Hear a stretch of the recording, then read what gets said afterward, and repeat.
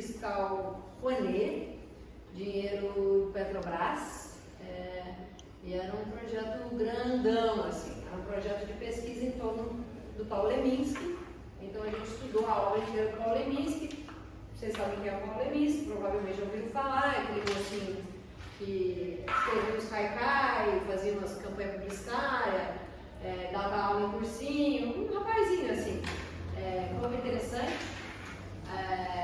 morreu muito jovem, e a gente fez uma pesquisa grande sobre a obra do Paulo, e o que mais nos interessou na obra dele era o estilo da criação, a multiplicidade de linguagens, mas muito um livro que chamava Vida. O livro tinha esse título. Não foi publicado enquanto o Paulo estava vivo, foi publicado depois que ele morreu, logo depois que ele morreu, e era baseado em 4 biografias que o Paulo tinha escrito. Do Basho, que é um poeta japonês, do Cruz de Souza, que é um poeta catarinense, do Trotsky, que é uma figura um pouquinho importante da história da política russa, e de Jesus Cristo, o próprio Jesus Cristo. Ele escreveu uma biografia de Jesus Cristo. São biografias bem interessantes porque elas contêm muitos dados reais, biográficos mesmo, e muita ficção no estilo da escrita do Paulo. Aí a partir desses 4, alguém deve ter visto Vida, você viu Vida, obviamente. Você não viu Vida não, Deus? Já nasce, palhaçada! Dana também não é da período ainda, né, Dana? É um espetáculo bastante revolucionário na história da companhia, porque é onde a gente realmente cresce, ganha um volume como companhia, assim, de viajar muito, fazer festivais grandes, profissionalizar a produção, o escritório de produção. É um projeto bem grandão. Você sendo a Giovana, Rodrigo Ferrarini, Ranieri Gonzalez e Nádia Anaia. Estava no elenco. Então a gente escreveu 4 biografias, não baseadas nas nossas pessoais, mas biografias de 4 figuras. Essas figuras formavam uma banda.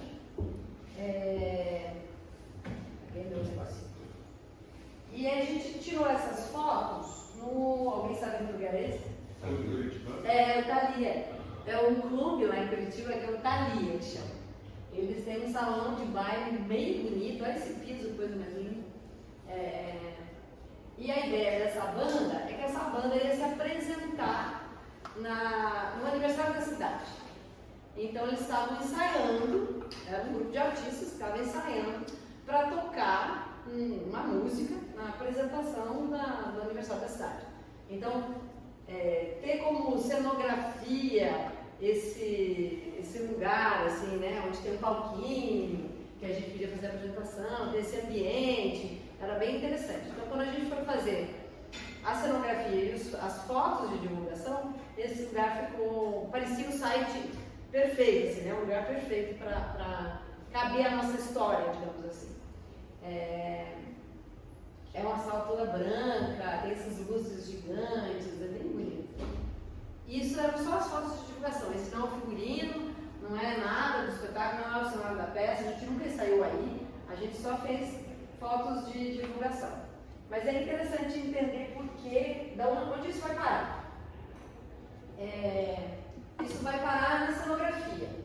A cenografia é do Fernando Marés, que é um artista de Santa Catarina, na verdade ele é de Ponta Grossa, aí ele morou em Curitiba há muitos anos, depois ele foi para Santa Catarina fazer universidade, mora em Santa Catarina, em Florianópolis, morou muitos anos lá, fez formação, fez mestrado em Santa Catarina, e ele trabalhou muito tempo com a gente. Ele é cenógrafo e figurinista, figura sensacional, realmente sensacional. E é um dos grandes cenógrafos assim, que eu tive a chance de trabalhar e de conhecer assim, as minúcias do trabalho. Era uma figura que desenha uma coisa como essa. O que a gente tinha então? A gente tinha uma sala fechada. A gente tinha 3 paredes. A gente está olhando do ponto de vista do palco, né? gente está olhando a maquete, o desenho da maquete, do ponto de vista do palco, e a gente tinha uma sala fechada. A ideia era que a gente tivesse um ambiente totalmente fechado. Vocês podem olhar que tem todo o equipamento de iluminação que está lá, né? O grid de iluminação está todo lá em cima. E como o Fábio falou, eu não tinha possibilidade nenhuma de ter um ângulo de luz lateral. Essa lateral de torre, lembra que a gente falou? Lateral da torre para fazer volume do corpo, né? Na dança, que a gente usa bastante. Aqui não existia nenhuma possibilidade de eu fazer luz lateral. Então a minha lateral está lá na ponta da vara. Eu uso lá na pontinha da vara os refletores para poder chegar com alguma luz de lado, para poder iluminar o cenário. Nesse momento é possível se usar, refletir pela parede para chegar até o autor? Sim, eu às vezes usava. Só que o que acontece? Aqui a gente tinha papel de parede e aqui a gente tinha tinta. Absorve, né? Mais ou menos, não é só uma questão de absorção não, e é até bom às vezes que absorve. É da textura. Quando você ilumina uma coisa assim, que é totalmente diferente, você vai revelando o acabamento. E aí pode ficar uma bosta. Normalmente quando você ilumina de lado, ou você lambe um cenário, não é mais. Quando você lambe alguma coisa, ela está mal pintada, ou ela tem uma ruga, alguma coisa assim, você vai ver isso se a luz estiver lavando. Então, eu podia iluminar a cenografia, mas eu tinha que iluminar de frente ela, para não ficar tão reveladora assim, a mancha ou uma textura que tivesse mal pintada, mal colada. E como eram placas que estavam emendadas uma na outra, eram 5 placas emendadas, e eu não tinha como fazer acabamento de pintura, porque era papel de parede, eu não podia ficar revelando essa parede. Então não tinha muita luz que lambia a parede não. E tinha isso, ainda tinha isso, né? Eu não podia iluminar do lado de dentro da parede, nada, senão eu veria também as frestas entre as paredes. Então não podia ter nada de luz vazando lá de fora. Esse cenário é bem legal, porque ele tem mais um truquezinho, né? É um cenário cheio de truques, não era nada, mas era um monte de coisa.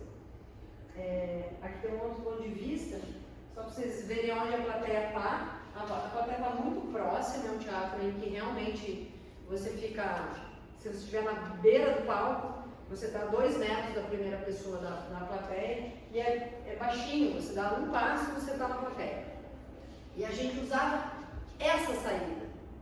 Essa era uma saída que a gente usava, porque para a plateia, se tem um lugar que onde tem saída, é para a plateia. Né? Era possível a gente ir até a plateia ou voltar.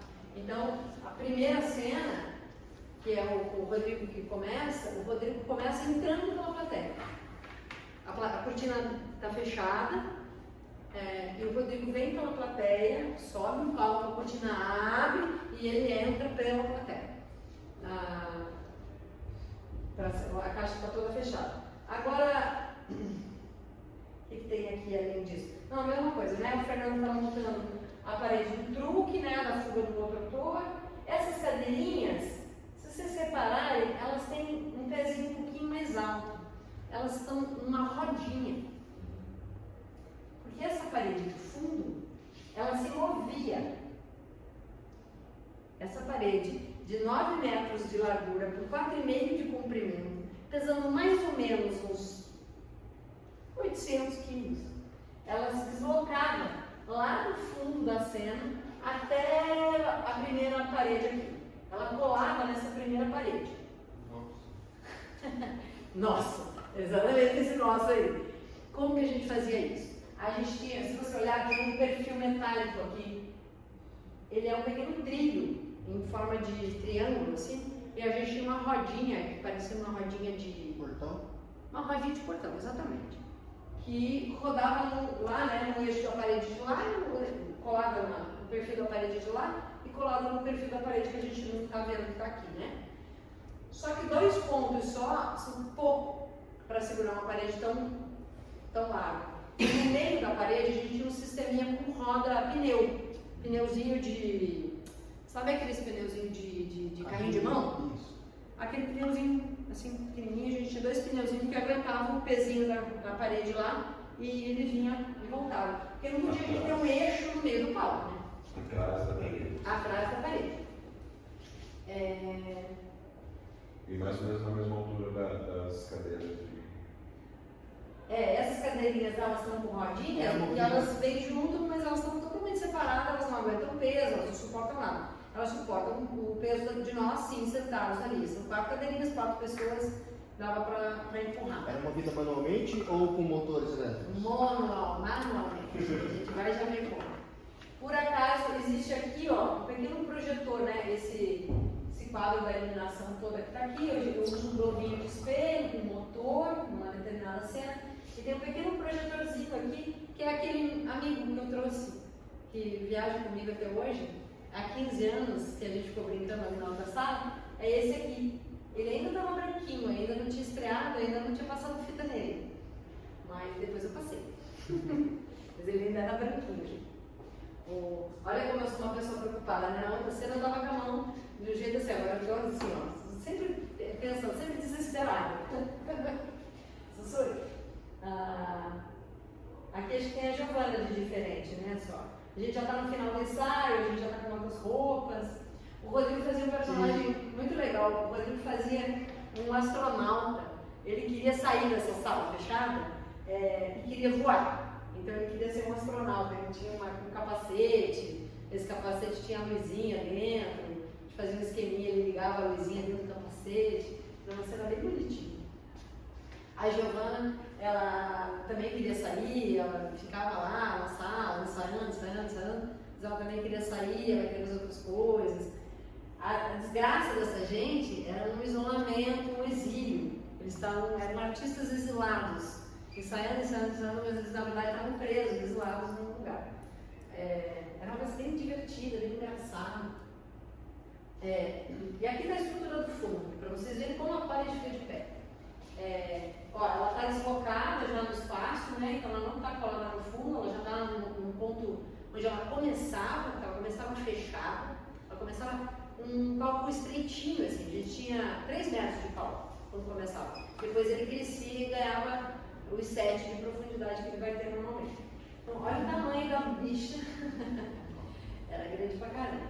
E atrás dela a gente punha essas estacas que a gente chama de mão francesa, que é como fica em pé alguma coisa, tipo um porta-retrato, né? Como é que a gente deixa o porta-retrato de pé? A gente apoia ele por trás, com uma perninha e para de pé. Então tem um grande, né? A cada 2 placas a gente tem uma mão francesa para ela ficar bem de pezinho. Isso é um refletor ali na... Esse aqui? É um PC. Porque essa portinha aqui, quando ela abria, alguém entrava lá de dentro, por acaso era eu, passava uma luz, porque, né, teoricamente, quando você abre uma portinha no cômodo ao lado, entra uma luz, igual ali, né? Se eu fechar, vai entrar lá. Se eu abrir, para que vocês estão fechadinhos aí, oi, gente, tchau. Acontecia mais ou menos isso. Então eu tinha que fingir que tinha uma luz lá no outro cômodo. Só que ele tinha que andar junto com o cenário, porque a portinha, às vezes, ela abria com o cenário em movimento. Então tinha que ter essa luz que vinha junto. Uma questão, as paredes aparentemente pelas fotos elas estão no nível, só que, tipo no plumbo, né? Só que pelo que eu posso ver as madeiras ali embaixo, elas não tem um peso assim tão relevante a ponto de segurar lá. Tinha um peso apoiando para não tombar para frente? Tá vendo esse aqui? Eles são contrapesos de teatro, são contrapesos de ferro. Só calma antes de eu chegar no contrapeso. Você está vendo essa estrutura aqui de baixo? Sim. A gente tinha uma grande estrutura de metal, aonde estavam as rodinhas do portão e aqui no meio dela a rodinha do carrinho de mão, para sustentar esse negócio. Mas você tem toda a razão. Se eu largasse isso no chão e não contrapesasse, essa parede, ela ia tombar para frente, que é muito pesada. Então a gente tinha pesos em determinados lugares. A gente ia fazendo contrapeso nela inteira. A gente calculava mais ou menos o peso dessa parede. Essa parede, esse pedaço tem mais ou menos 100 quilos. Então eu tenho que botar 100 quilos aqui para contrabalançar, para ela poder ficar soltinha. E esse princípio do contrapeso é muito importante no teatro. Porque, por exemplo, cada vez que eu vou movimentar uma vara de iluminação, uma vara de cenografia, eu vou subir e vou descer uma vara com pesos, com refletores, com cenários, etc. Eu vou ter que fazer sempre um balanço no contrapeso.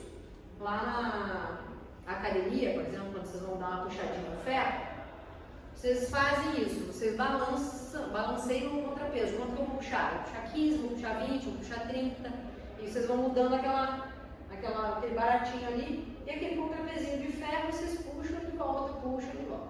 É mais ou menos o mesmo princípio. Você puxa, faz um tanto de força, você tem que ter um tanto de força para equilibrar do outro lado. É a mesma coisa uma caixa de contrapeso na maquinária e a nossa caixa de contrapeso aqui. Então, eles são uns pezinhos, só para vocês imaginarem, eles são de metal mais ou menos de 20 por 20 ou 30 por 30, e a espessura de cada um deles determina a quantidade de peso que eles têm. Os pesos que a gente tem, dependendo do teatro, tem 5 quilos, 10 quilos, 20 quilos.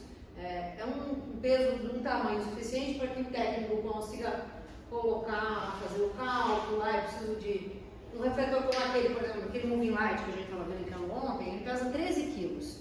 Se eu tiver 6 refletores desse numa vara, eu vou ter 15 vezes 6, 90 quilos. Então eu vou precisar botar 90 quilos na caixa de contrapeso para que eu possa movimentar essa vara e ela ficar equilibrada. Se eu tirar os refletores, eu preciso tirar os contrapesos, senão a vara ou sobe ou desce sozinha, tá? Então, aqui, essa peça é um bom exemplo para mostrar como as coisas funcionam no teatro.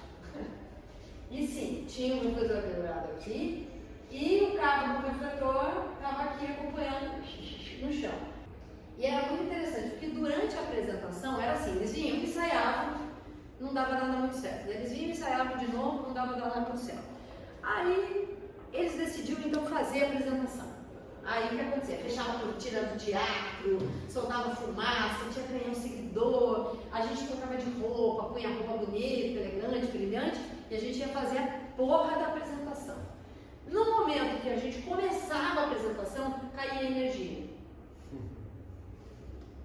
Caía totalmente a energia. Então a gente ficava sem instrumento, sem microfone, sem luz, caía total.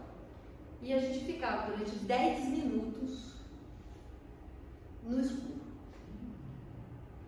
Nós e a plateia, no escuro, totalmente no escuro. Mas em silêncio? Não, Todas as vezes? não, de jeito nenhum. Fazendo cena, conversando. E a primeira pergunta do Ranieri era: vocês me escutam? No escuro, vocês me escutam? E era muito divertido, porque era uma cena enorme em que a gente contrarregava tudo, a gente mudava tudo de lugar. A gente arrumava a cena, trocava de coisa, mudava a parede, fazia bilhões de coisas conversando, os 4 conversando. No escuro? No escuro, a plateia no escuro, era um desafio para mim, porque é muito tempo de escuro. Como eu estava falando para vocês, o nosso olho ele tem uma tendência a procurar a sobrinha de luz e começar a ver. E as pessoas de alguma maneira começavam a ver. Mas nós ficávamos 10 minutos numa cena longa de blackout. E a gente insistindo que estava escuro. Já dava para ver a gente praticamente. Mesmo que não tivesse luz na escada, que a gente cobrisse todas as luzes de saída, que a gente fizesse o máximo para não vazar nada de lugar nenhum, nem um LED de microfone, nem um LED de caixa de som, nada. Eu era uma histérica. Eu ficava o tempo inteiro com a fitinha preta, colando nas coisas, assim. Era um período que o celular ainda não era tão maldito na nossa vida. Então, nem todo mundo tinha celular. Não era smartphone. Não era smartphone. E alguns já tinham lanterna e alguns não tinham lanterna. Era um período que ainda não tinha essa maldição da lanterninha também no celular. Então era um pouquinho mais fácil. Mas eu acho que foi aqui que o blackout entrou na minha vida e nunca mais saiu. Como linguagem mesmo, assim, como um lugar em que ele deixa de ser o início e o fim de um espetáculo, o início e o fim de uma cena, para virar uma luz, para virar realmente uma possibilidade de cena, em que eu uso ele como linguagem, a gente usa ele como... E era disso que a gente falava, a gente está no escuro, o que a gente faz faz no escuro, a gente espera o quê? A gente espera, a gente conversa, a gente conta uma história, aí tem um que começava a cantar uma música, aí o outro começava a tirar sarro, não sei tirar essa música. Eu sei lá, minha mãe cantava pra mim, a tua mãe, não, a minha mãe. E a gente começava a se deslocar no espaço, a gente não sabia mais quem estava falando. Só que a plateia já estava com a gente fazia uma hora, então a plateia já sabia quem era quem. A plateia já conhecia nossos nomes, os nossos personagens, estava acostumado com as nossas vozes, já conseguia identificar quem era quem. Então, foi assim, um momento muito legal de pesquisa sobre o blackout, assim, sobre o que é o blackout, como é viver dentro dele, questionar, era muito bom. Quando voltava, a luz era um escândalo, porque voltava, a gente ficava horas assim, tipo, puta que pariu, por que voltou? Era uma desgraça. E a gente ficava falando sobre isso também, porque era ruim, né? Era ruim pra gente, era ruim pro público. E quando que essa luz voltava? A Giovana, era o aniversário da Giovana. A Giovana falava que ela trouxe um bolo. E aí ela começava a procurar um isqueiro. E ela não achava. Aí procurar uma vela, não achava, aí alguém do público podia oferecer para ela. E às vezes oferecia, ela ia lá para a pessoa acender o bolo dela e tal. Só que daí cada vez que ela acendia o bolo, ela apagava o bolo sem querer, ou de propósito, para continuar no escuro. Até que eu acendi o bolo para ela, a gente cantava parabéns. Quando a gente ia começar o parabéns, ela nos acendia. Era uma coisa assim, era meio susto. Era muito gostoso, era muito divertido. Mas enfim, só para contar que o blackout começou por aí. Ó, era assim que ele começava o cenário. Bem coladinho na frente, tá vendo? Ó? Só com um trechinho dele, a mostra. Tava tudo empilhadinho aqui no cantinho. A luzinha, a frestinha lá. Aqui tem uma luz de serviço, então dá pra ver que ele é alto do chão, né? Ele nunca colado no chão. Mas eu nunca podia iluminar lá atrás, senão não revelava isso, então eu tinha que esconder. Aqui no ladinho ficava esse menino aqui, que é o Gustavo, que era o músico. Ele operava todo o som da peça daqui e tocava trompete. Tocava trompete junto com a banda. Ele nunca entrava em cena, mas ele ajudava a gente a tocar trombone. Essa era a Tico, a Erika Takahashi, que era quem operava a luz para mim, porque a luz era minha. E eu que criei a luz, mas eu não podia estar na cabine operando, porque era inviável. Então a Erika era minha assistente e ela operava para mim. Aí tem toda a mesma equipe aqui, com exceção da Cássia Damasceno. Essa é a Cássia, que é a nossa sócia, que é a atriz, que eu já mostrei para vocês nos 3 luzes. Ela é administradora da companhia e tal, já está lá com a gente aqui. Essa sou eu, Daniele, Sérgio Richter, que é o seu técnico, uma lanterninha de cabeça. O nosso querido mapa, a gente tinha um mapa, um mundo aqui, o nosso projetorzinho que ainda está branco, e a mesinha do diretor, aqui com os toperzinhos dele. Aí, bora lá. Cena da peça também, a Giovana tocava bumbo. Era muito legal, tinha esse mapa, eu vou lembrando das coisas. Esse mapa, e o Rodrigo era doido para explicar o que era o mapa, a distância entre as coisas. E ele ficava falando da Terra ser plana e da Terra ser redonda, ficava falando do globo, que a gente caminhava no globo. Era bem divertido, tinha umas histórias bem legais sobre andar no globo. Oi? Não tinha uma coisa dele dar uma despencadinha? Sim, de vez em quando o mapa caía, ele caía sozinho. As pessoas se assustavam. Aqui nessa cena, tá vendo que tem uma projeção? A gente usava o próprio cenário como um anteparo para a projeção. Era aquele projetorzinho bonitinho lá, com os branquinhos, que passava uma cena do filme que a gente fez, dos 4. E quando o Rani queria fugir, a gente resgatava ele de volta e dizia: não, volte, você é querido, a gente gosta de você, a gente só faz sentido os 4. Né? Tipo os Beatles, assim, nós somos um quarteto, volta pra cá. Então eu tinha esse desafio também, que era como, era um projetor muito pequenininho, como iluminar uma cena inteira, grande, cheia, e coincidir com uma projeção e não matar ela, né? Porque a tendência da iluminação é matar qualquer tipo de projeção. Mas aqui eu dava tempo de fazer. A Giovana usava peruca. De vez em quando ela dava olhinha, e cacto, peruca dela. Nessa época eu podia fumar no teatro.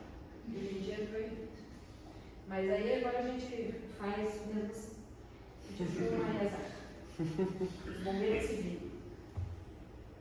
Essa é uma cena em que o Ranieri, também de Viva por acaso, ele dubla, né? O Ranieri faz um personagem, uma drag queen, assim, e ele dubla uma canção, se veste, né, com uma roupa, um vestido, um salto alto, e é muito maravilhoso, porque ele dubla maravilhosamente bem, e é uma canção em que a cantora não canta palavras, ela vocaliza só.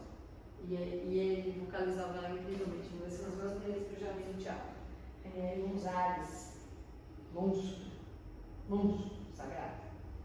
Essa é a luz da cena que, quando ele foge, quando ele decide fugir, que ele pula lá para fora, eu tinha 2 Par 64 muito potentes lá atrás de uma torre de balé e eu rasgava e iluminava a parede aqui.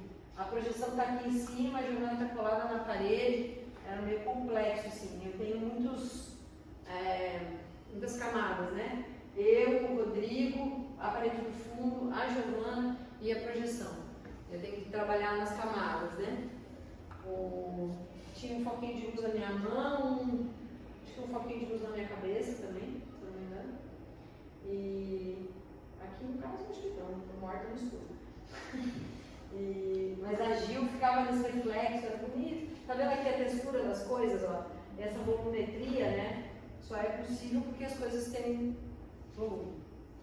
E aqui não tinha como controlar a luz, não tinha como dominar ela, porque ela se fazia de acordo com o rompimento do cenário, né? Cada vez era de um jeito.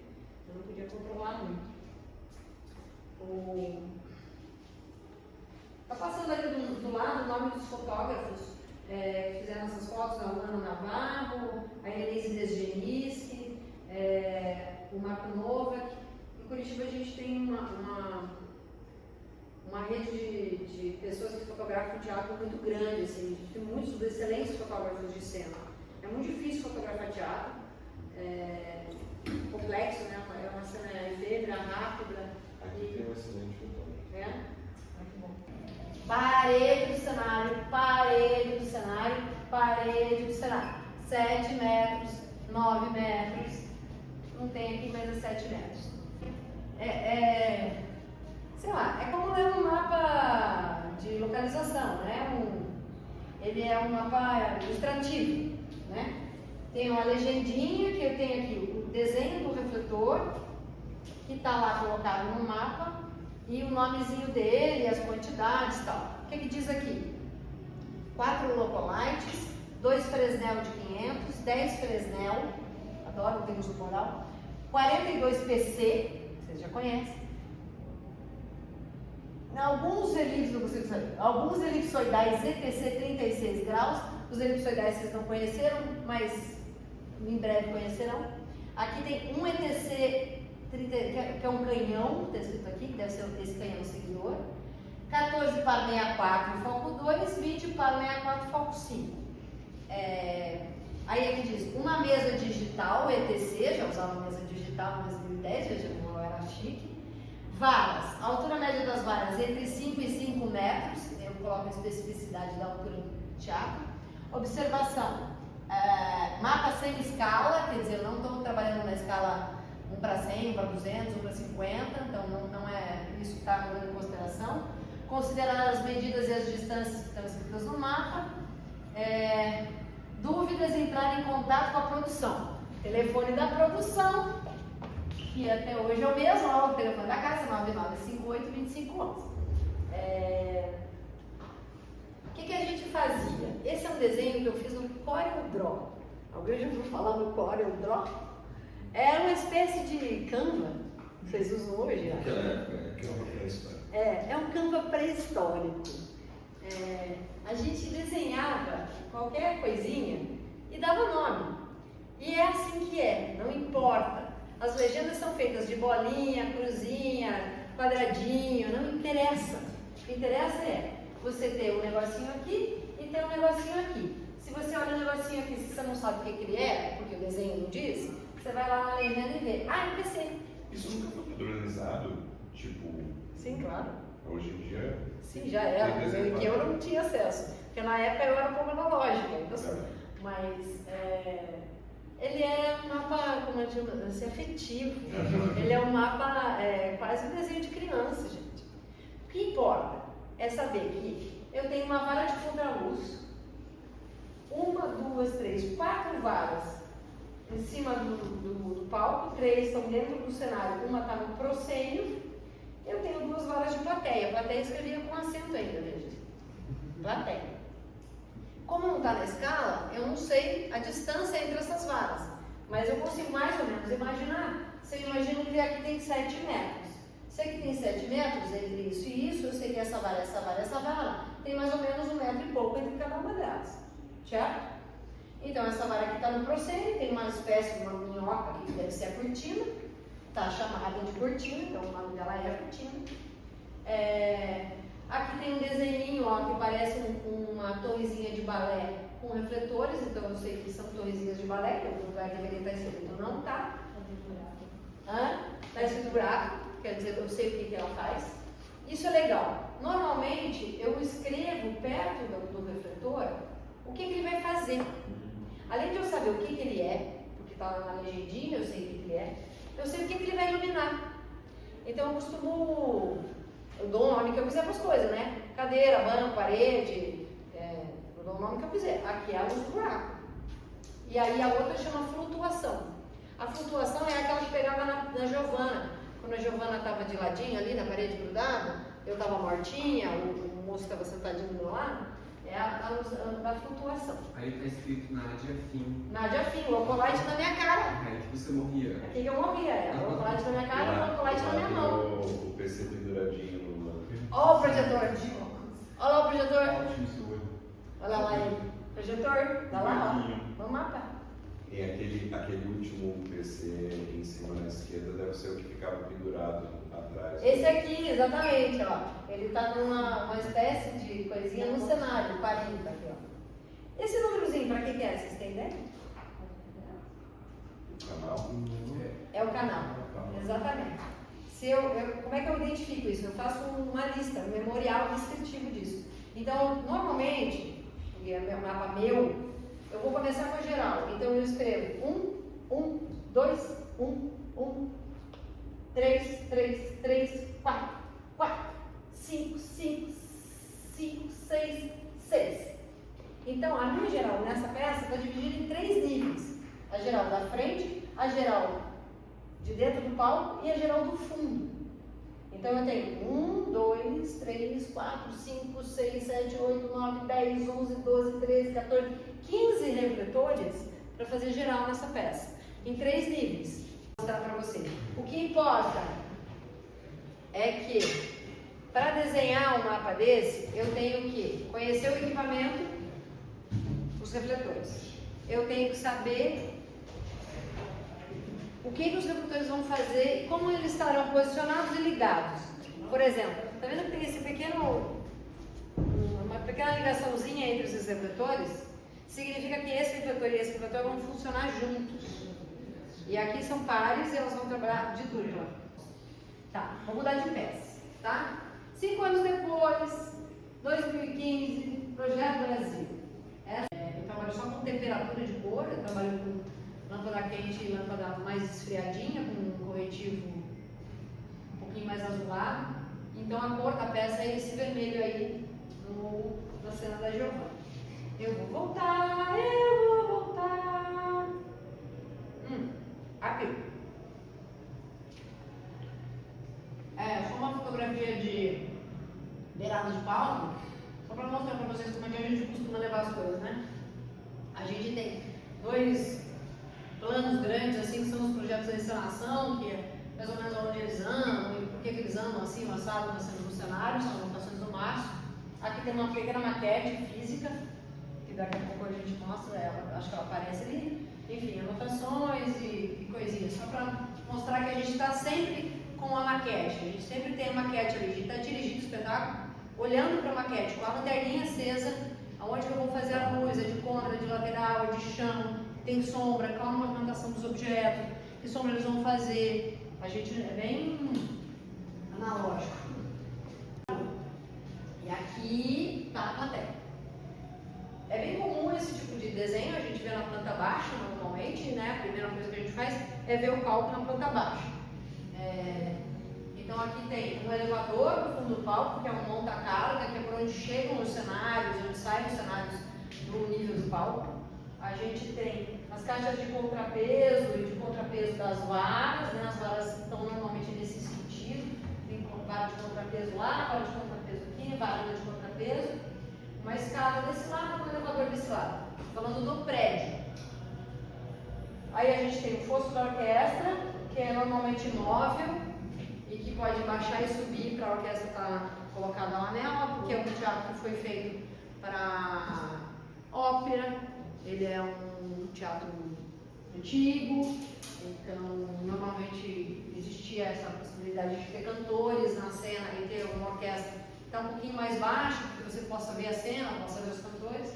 O cenário está aqui, ó. É uma parede preta circular e um piso preto circular. Essa parede tem, esse chão tem 2,75 de raio, então ele tem mais ou menos 5 metros de diâmetro, um pouquinho mais de 5, né? Então é um piso grande. E essa parede toda, ela tem 10 metros de comprimento, assim. Ela é circular, o que é um pouco complicado de fazer. E ela é baixinha, ela tem 2,50 só de altura. Não é aquela parede altona, duvida, tem 2,50, tem 4,50, essa aqui só tem 2,50. E é tudo preto. Tudo pintado de preto, mas é um preto meio brilhante, assim, não é um preto fosco, é um preto meio brilhante. E todo o piso do palco era fechado de preto também, mas era um preto específico, não era um linóleo preto. O piso, normalmente, aquele tapete que a gente põe no chão, aquele borrachado, a gente chama de linóleo. Aqui não era um linóleo, era um carpete. Por que era carpete? Porque eu precisava que a luz morresse, que a luz fosse absorvida. Então eu tinha. Era um lugar bem custoso, porque tinha que cobrir tudo de preto. Isso é iluminação, né? Daí todo mundo fica falando, mas isso não era projeto de luz, porque projeto de luz é pintura refletor? Não, projeto de luz começa na cenografia. No vidro a gente tinha um piso de madeira, a parede clara. Aqui a gente tinha parede preta, pintura preta, chão preto, fechamento de caixa preta. Então isso é luz, isso determina muito o que eu vou iluminar, né? Essas duas pessoas são Nádia Naira e Beto Bruel. Voltando lá para a peça que tem o cenário preto, Projeto Brasil. Estamos nós dois no palco. Por quê? Eu estava em cena. Era uma peça grande e eu não tinha muita dimensão do que estava acontecendo na cena. Em alguns momentos, porque eu estava na cena e eu não conseguia olhar para a cena. Aí eu liguei para um rapazinho e falei, rapazinho, estou com um problema aqui, vem me ajudar? Esse rapazinho é o Beto Bruel. O Beto Bruel eu já falei dele, eu vou continuar falando, é o nosso papa, assim, é o nosso professor, o nosso mestre. Ele é de Guarapuava, mas mora em Curitiba há 70 anos. E ele é o maior iluminador do país, assim, junto com outros nomes, mas ele é o maior iluminador do Brasil. E aí a gente começou a criar essa luz juntos. Muitas das coisas a gente criou antes de montar ela. Então eu tenho o desenho, aquele desenho que eu fiz ali do Vida, eu tenho do Projeto Brasil, por acaso com o mesmo modelinho de refletor. E o Beto está fazendo o dele na hora. Por quê? Porque muito do que a gente pensa, na hora de colocar, ele modifica um pouco. Você põe na vara de trás, porque na vara da frente não ficou bom o ângulo, porque em vez de usar 2, você vai usar 4 refletores, porque não está alto, não vai dar intensidade, quer botar mais. Porque existe um estudo e um executivo. Então eu vou estudar previamente, eu vou desenhar esse mapa ainda na sala de ensaio, sem estar no teatro. Aí o que acontece? Às vezes a gente faz uma visita técnica no teatro ou um ensaio técnico no teatro, mais ou menos com a cenografia ou não, e aí a gente vê mais ou menos a movimentação do elenco e a gente tem noção das profundidades, das lateralidades, e na hora de montar a gente vai readaptando. Então, essa tua pergunta ela é bem flexível, mas no momento da criação do desenho, ela é um pouquinho antes de ir mesmo para o palco ali, uma semana antes, 2 semanas antes de ir fazer a peça. É como você fez agora, você foi para a praça, montou a peça lá, desenhou mais ou menos, entendeu o que você realmente precisa e agora você vai botar no papel. Na hora de fazer, você vai ver que você vai ter que adaptar um pouquinho. Ah, não vou por aqui, vou por ali, ou essa posição é melhor que aquela. É um pouquinho assim que acontece. E normalmente a sequência, se existe uma sequência também, o cenário vem primeiro. E você pensa a partir do que tem idealizado já pelo cenário. O cenário também vem antes, porque tem uma questão de produção. A luz, eu vou provavelmente usar equipamentos que já existem, ou que eu posso já ter no teatro, ou que eu posso alugar de uma empresa, ou que eu posso comprar, enfim, né? O equipamento de luz, ele tem uma versatilidade. O cenário eu vou ter que produzir. Então, eu vou ter que produzir uma parede, eu vou ter que comprar madeira, eu vou ter que construir um metalon, vou ter que pintar a parede, eu vou ter que botar roda, montar uma porta.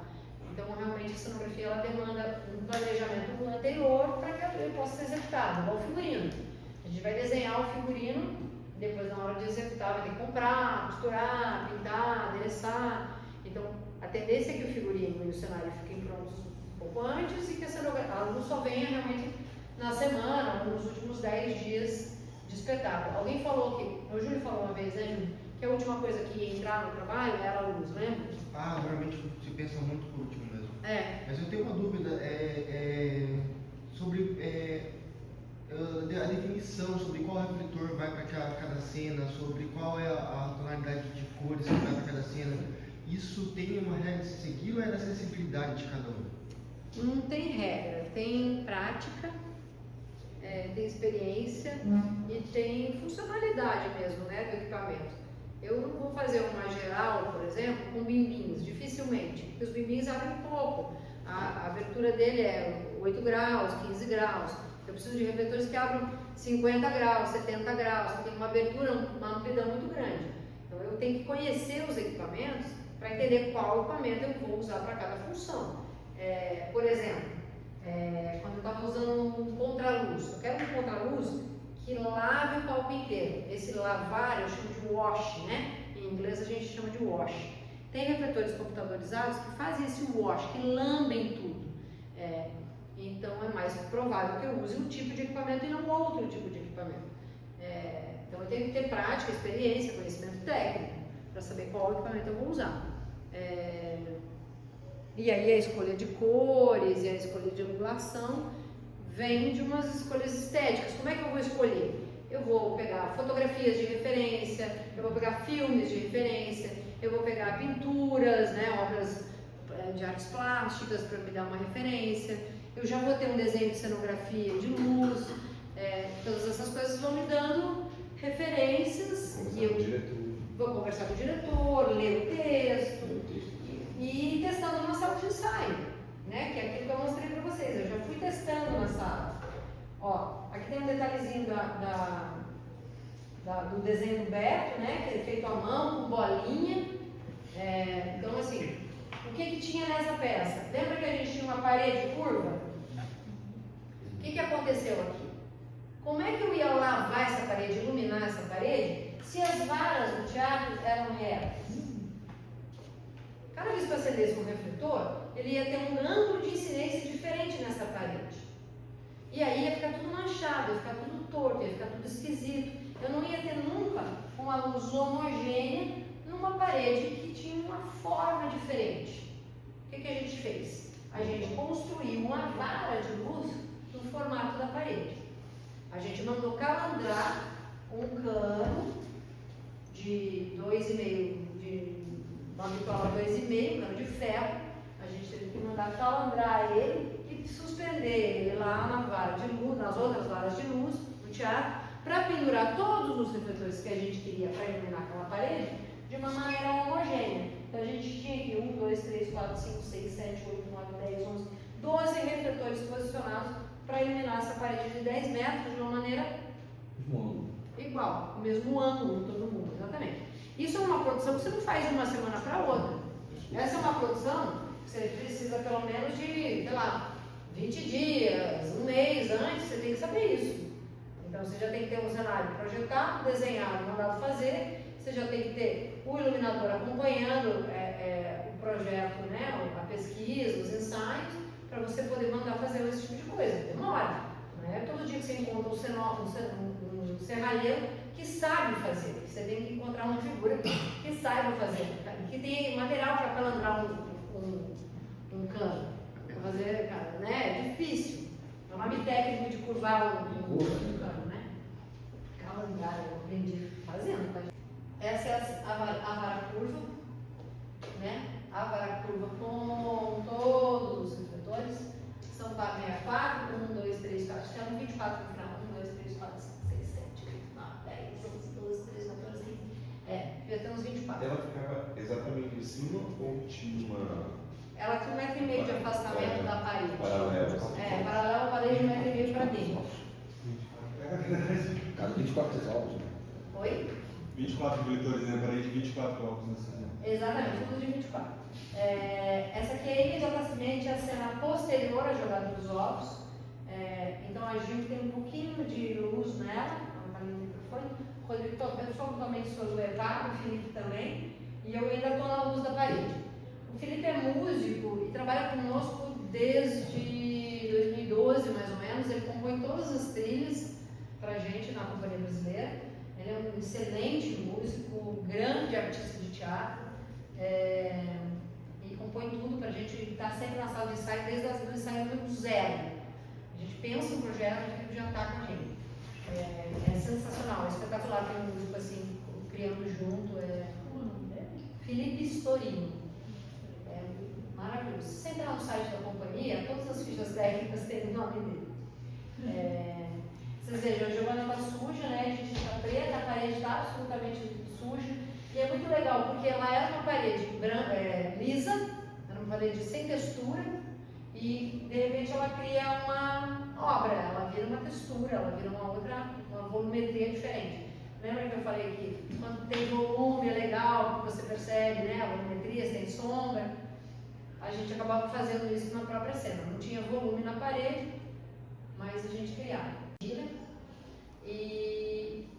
a gente tem um ângulo de luz que a gente falou esses dias que não é um ângulo muito usado, é bem raro de fazer, que é aquele ângulo de 90 graus em direção ao ator. Que era aquele ângulo exatamente do projetor comigo projetado no fundo, né? Então os refletores estão todos do lado de cá do palco, na coxia Acur, né? São vários refletores, tanto que a gente tem várias sombras, vocês podem perceber que tem uma sombra mais nítida de nós quatro, mas tem uma segunda sombra aqui. Então a gente está no giro e conforme o círculo girava, a luz também se movia, provocando várias sombras móveis. A gente tinha praticamente um filme nessa tela preta. Da transição das imagens, assim. E tinha também bastante reflexo da gente no piso, porque o piso era bem brilhante. E a gente só vê praticamente a cor dos corpos, né? Os pretos são diferentes, mas alguns com tonalidade um pouco mais de azul, menos de azul, mas são todos pretos. E a gente só vê o braço do Leo da Giovana e as cabeças. No ensaio. Esse não é um espetáculo da Companhia Brasileira, é um espetáculo contratado para fazer iluminação. Então, não é um espetáculo que eu estava na criação do texto, né, na pesquisa de origem, é um espetáculo pensado, desenhado, resolvido, eu fui convidada para iluminar. Eu chego e recebo um texto, um roteiro, certo? Normal, cena 1, cena 2, cena 3, cena 4. E esse é aquele espetáculo que é cheio de blackouts, que tem aqueles blackouts históricos que eu li para vocês, né? Que as luzes se apagam. Então já veio da direção muita indicação de luz, que não é muito comum. Começa assim, 3 luzes, presta atenção só no que está impresso, não no que está escrito em lápis, tá? 3 luzes, versão 10, versão 11, versão 12. Ela foi mudando de versão. É tipo Cinema, tratamento número 1 do roteiro, tratamento 2, 3, 4, 5, aqui já estava no tratamento 2. Cena 1, blackout.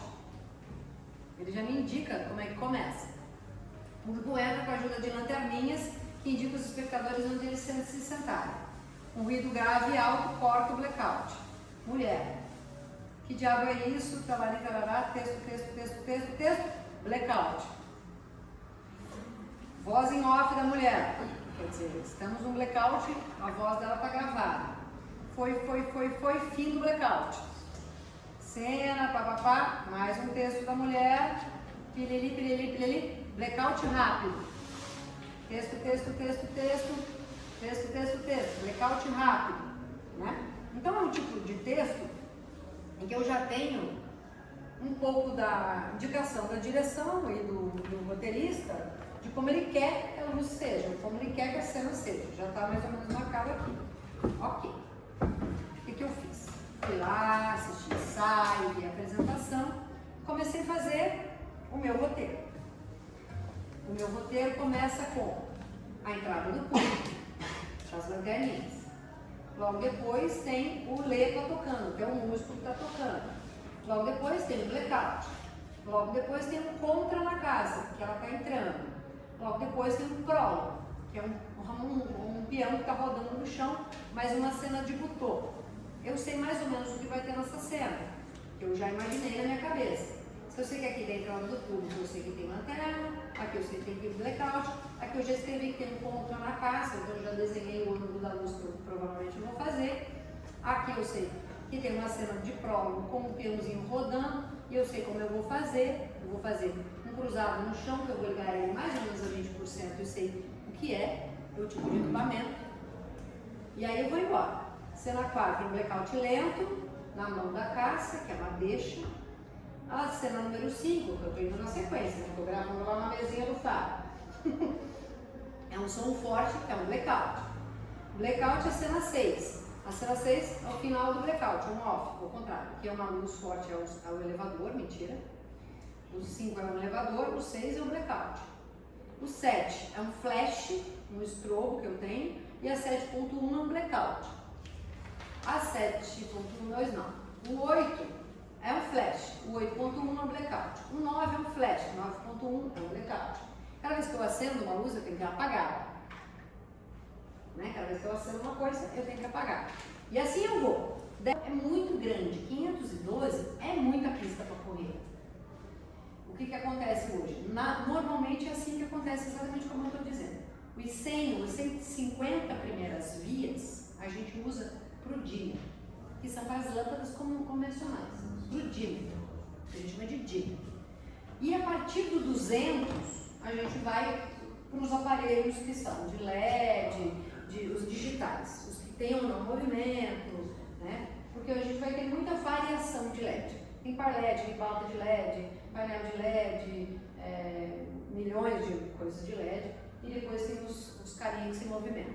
E lá no finalzinho, a gente coloca os efeitos, tipo fumaça, haze, canhão, a gente deixa para o finalzinho, lá para o final do 512.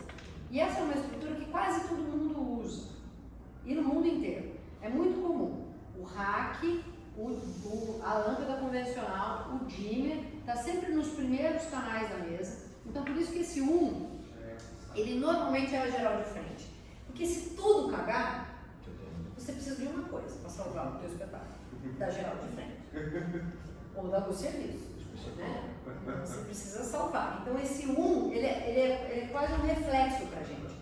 A gente, igual carro, a primeira coisa que a gente está fazendo é o freio. Por exemplo, quando a gente tem um desenho de uma casa, a gente tem ali a planta baixa da casa, tem o desenho do quarto, tem o desenho dos que eu sei. Do ladinho, normalmente você tem uma legenda e tem um descritivo das coisas todas. Esse é um memorial descritivo, porque eu posso descrever toda essa luz sem desenhar nada. E o meu técnico pode pegar o memorial descritivo e montar Universal. a partir daquilo ali. Ele sabe qual refletor está em qual clara, qual é a potência desse refletor, que tipo de refletor ele é, quais são os acessórios que tem nele. Eu descrevo cada refletor desse. Uma legenda, né? É uma grande legenda descritiva, né? É como um quadro de disjuntor, né? Ali no quadro do disjuntor, você normalmente chega e tem o disjuntor grandão, que é o pai de todos, que é o que manda todo mundo. Totalizado, separando. Exatamente, é o geral, é o disjuntor geral. E depois você tem as distribuições, e normalmente está escrito tomadas da cozinha, tomadas da sala. Luz não será onde, ali você tem fisicamente já a descrição das coisas. Passar mal, o iluminador pode passar mal para não ficar na cabeça. Exatamente, pode passar mal. Mas o memorial não é o roteiro, o memorial não é o mapa. O memorial é uma coisa em si. E a atualização dessa papelada, ela não acaba nunca. É uma atualização infinita. Eu tenho o espetáculo base, eu tenho o original, e cada vez que eu vou para um lugar, eu vou mudar. Então, cada memorial ele é adaptado para uma cidade, para um teatro, para um lugar. Ele está em constante mutação. Só que eu sempre volto no base. Vario e volto no base. Porque no base está a primeira ideia. Então, eu tenho que lembrar. Foi a primeira impressão que tu teve no outro. Por que eu decidi fazer vermelho mesmo? Não lembro. Putz, volta tudo atrás. Antigamente, a gente não tinha acesso à filmagem.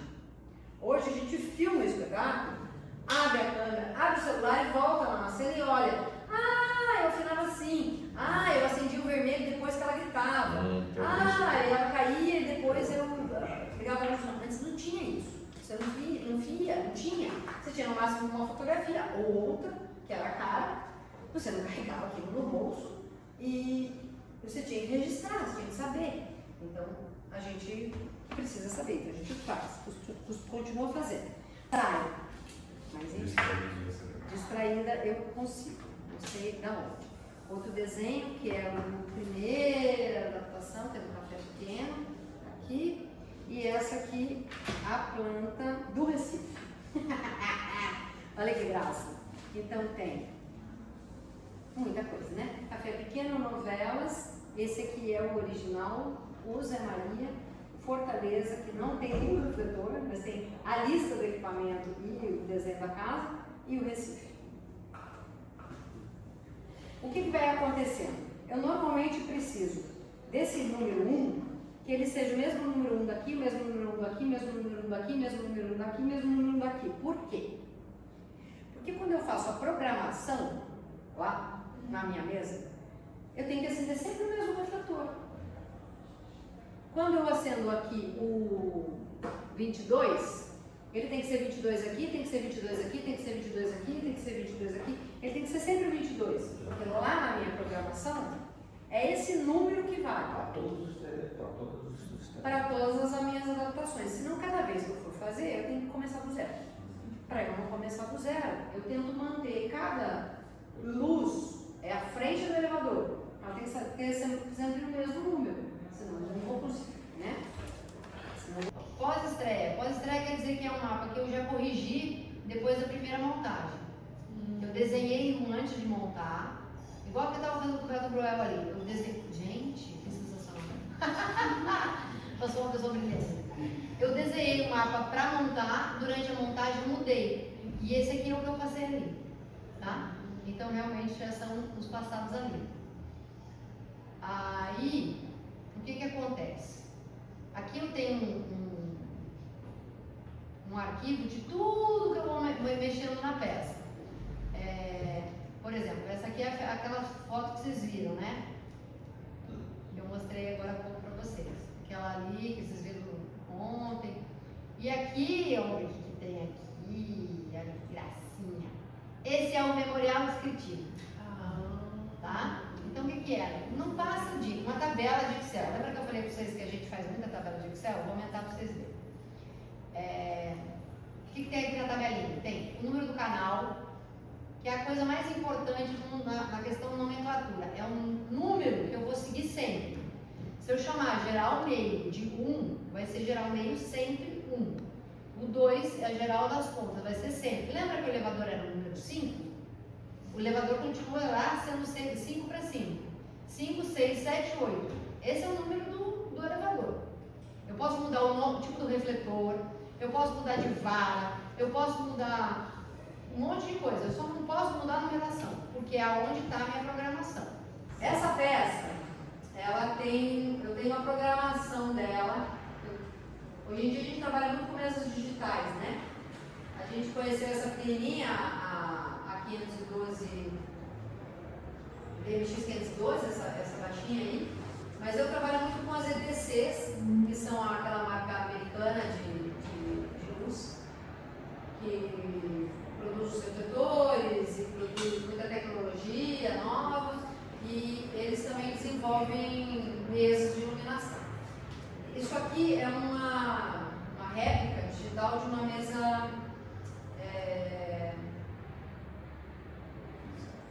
mesa física. Essa mesa chama Ion, a mesa original. O modelo dela digital chama Nomad. E esses aqui seria o painelzinho dela com todos os botõezinhos dela. O que ela faz?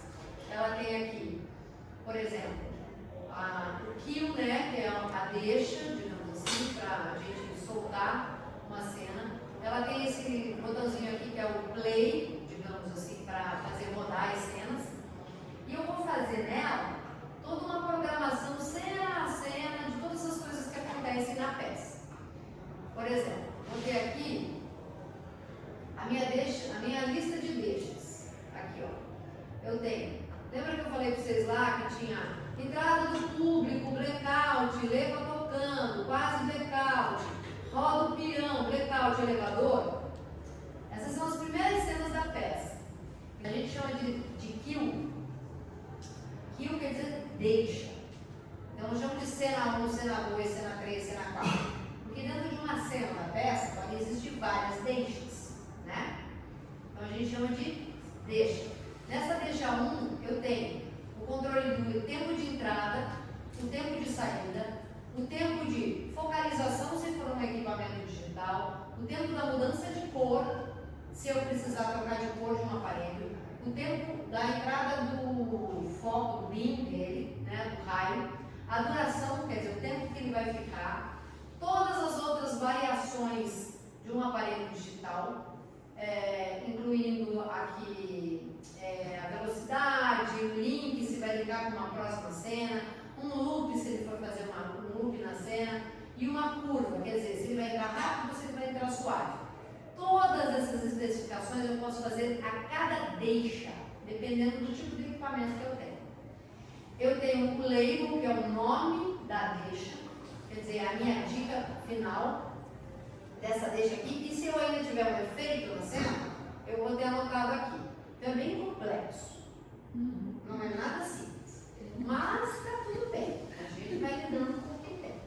O que importa para a gente aqui agora é o tempo da entrada, o in, up e o down, tá? A intensidade up e a intensidade down. Como a gente está lidando praticamente só com lâmpada, a gente só vai subir e descer as intensidades. E aqui vai ser essa minha deixinha aqui, entrada do público vídeo. Ela vai subir em 3 segundos e vai sair em 3 segundos. Estão os dois no mesmo lugar. Depois da entrada do público, eu tenho um blackout. Eu vou apertar a barra de espaço e vou passar para a próxima cena. Olha o que vai acontecendo. Vai mudando de acordo com o que eu tenho gravado aqui. Eu gravei em 5 segundos. Então ele vai levar 5 segundos para acontecer. A minha próxima deixa vai acontecer em 7 segundos. E é o Lepa tocando. Lepa é o nome do músico. Calma, já vou chegar lá. O Lepa tocando. Então eu vou subir em 7 segundos a deixa para o Lepa. Quando o Lepa começar a tocar, eu vou dar gol e vai levar 7 segundos para o Lepa passar a acontecer, certo? Próxima cena. Quase blackout, silhueta da porta. Enfim, uma deixa que tem aqui que a Cássia faz uma silhueta lá. Do inferninho. Volta lá. Saco. Fiquei lembrando de ver. Por quê? Saco. Aqui. Próxima deixa é quase blackout, silhueta da porta. Em 5 segundos, a próxima deixa. Como é que eu sei esses tempos? Eu vou vendo o ensaio, eu vou entendendo a movimentação da atriz, eu entendo a movimentação da luz, e aí eu vou, roda o peão, blackout lento, próximo ali, ó. Blackout lento, queda da mão da Cássia, lá em 5 segundos. Próximo, elevador, som forte, leva 1 segundo. Próximo, blackout seco, pop, 0 segundos significa que eu não preciso de tempo nenhum para fazer a deixa.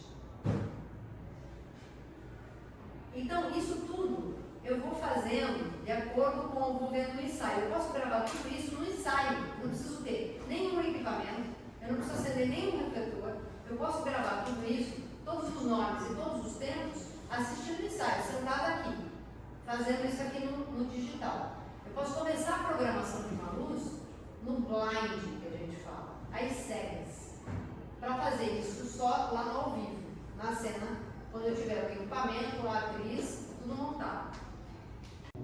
Olá, eu me chamo Max Índio Nascimento Ferreira, conhecido como Max Índio, né? Morei no Rio de Janeiro, atuei em televisão, sou repórter cinematográfico e também fui ator.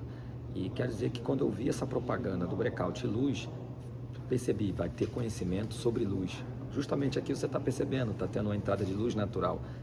E a Nádia, com um excelente conhecimento, muito aprendizado, a forma que ela também está transmitindo o conhecimento, está sendo muito interessante, porque está tendo um conhecimento teórico, junto também com o conhecimento na prática. Então está gerando um conhecimento muito importante, sempre testando, mostrando, dando as suas experiências também profissionais. Então está nos ajudando muito a contribuir para o nosso conhecimento. Muito obrigado, essa grande oportunidade de conhecer a Nádia e todos os alunos também crescendo em conhecimento, se dividindo, isso é muito importante. E haja luz, tá aí a luz natural, parabéns pelo curso.